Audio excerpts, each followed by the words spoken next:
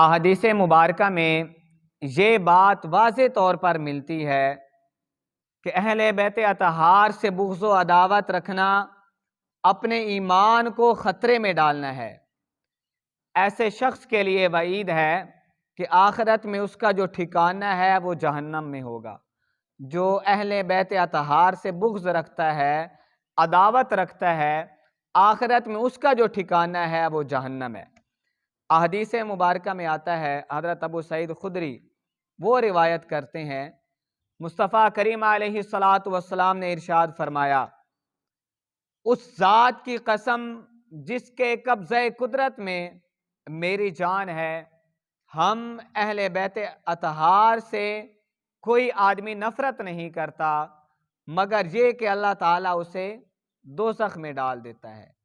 मतलब ये कि जो अहले बैत अतहार से नफ़रत करता है, उनसे बुग़्ज़ रखता है, अल्लाह ताला उसे दोज़ख में डाल देता है। एक और हदीस मुबारका में है, हज़रत जाबिर बिन अब्दुल्ला रज़ियल्लाहु अन्हु बयान करते हैं कि एक मौका पर मुस्तफ़ा करीम अलैहिस्सलातु वस्सलाम ने हमसे खिताब करते हुए फरमाया, या अय्युहन्नास, ऐ लोगों, जो हमारे अहले बैत से बुग़्ज़ रखता है, अल्लाह ताला उसे रोज़े क़यामत यहूदियों के साथ उठाएगा। अल्लाहु अकबर।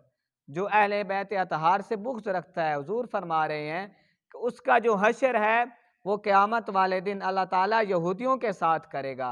मैंने अर्ज़ किया, या रसूलल्लाह अलैहि वसल्लम, अगरचे वो रोज़े रखता हो, अगरचे वो रोज़े और नमाज का पाबंद ही क्यों ना हो, तो आप सल्लल्लाहु अलैहि वसल्लम ने फरमाया, हाँ, अगरचे वो रोज़े और नमाज का पाबंद ही क्यों ना हो और ख़ुद को मुसलमान तसव्वुर करता हो, रोज़े भी रखता हो, ख़ुद को मुसलमान तसव्वुर करता हो और आखिरत में उसका जो ठिकाना है वो जहन्नम है।